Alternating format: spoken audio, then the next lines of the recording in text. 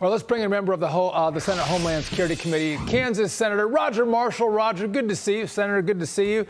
So I know you're in the Senate, you're controlled by Democrats, but Republicans have the House, and they're expelling George Santos. They spent 2 weeks on getting rid of Speaker McCarthy, trying to elect someone else. The American people have a right to be mad. Didn't they elect Republicans to get something done to fight the communists, but instead they're fighting themselves? Well, Sean, I look at these numbers, and we need to own them. As Congress members, we need to own these numbers and say, look, we can do better than this. I would look at this as like a report card or like a job review.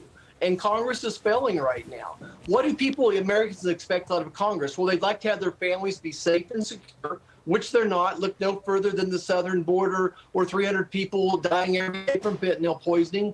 Next, they would like to have a solid economy. And they understand, I think Joe Biden is understanding that inflation impacts everyone, but it certainly works from the middle out and the bottom up. So inflation is real bad. And lastly, we're drowning in rules and regulations. So until we get those three basics right, we're going to continue to get a bad report card. I'm sort of committed. I'm going to keep working at it. Senator, you're from a state with a great deal of farmland, and the Department of Agriculture warns that foreigners bought 3.4 million acres of land in 2020 and now own or lease 2% of all of the land in the United States. Citizens of the United Arab Emirates owning nearly 50,000 acres, Venezuelans more than 28,000 acres, Saudi Arabians 20,000 acres, firms tied to Iran, we could go on, 3,000. One firm listing its country as the state of Palestine gobbled up 11,000 acres. I know some states, like the state of Virginia, have tried to stop, say, China from gobbling up more farmland. Senator? Yes, is there? Yeah, is there anything is this a concern? Is there anything to be done about this?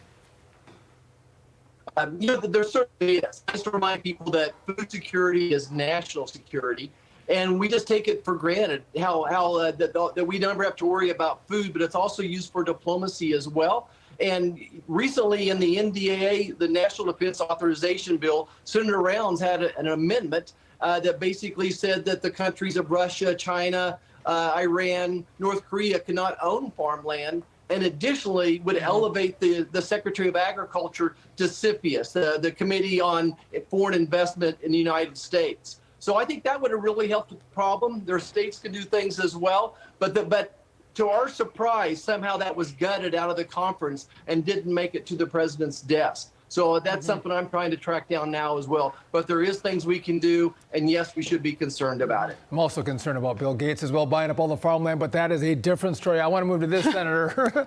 Biden's chronic mismanagement of the southern border is now causing major disruptions to international commerce. Last week, the Biden administration ordered the closure of two of rail's biggest. That move, freight between Texas and Mexico, big deal, halting more than $500 million in trade. So, with this rush to our southern border, and we're not getting rail going back and forth, a huge problem for commerce in the country, probably going to drive up costs. Anything that you can do to make this flow again? And are we getting, this is my perpetual question, are Democrats now starting to see the problem, and will they join with you to find a solution to this mass migration at our southern border?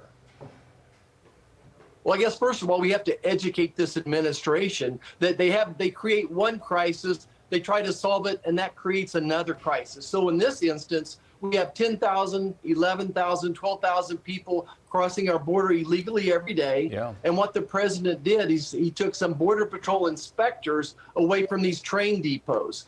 Two of these train passes account for about 50% of the train cargo going in and out of Mexico. So he takes some 30 people off that job to go babysit all the other people that are crossing the border illegally, and then shuts it down completely. About $200 million are crossing that border every day in goods. A lot of them is agriculture, but it's also manufacturing goods and components as well. So we're trying to educate the White House that indeed this has sequelae.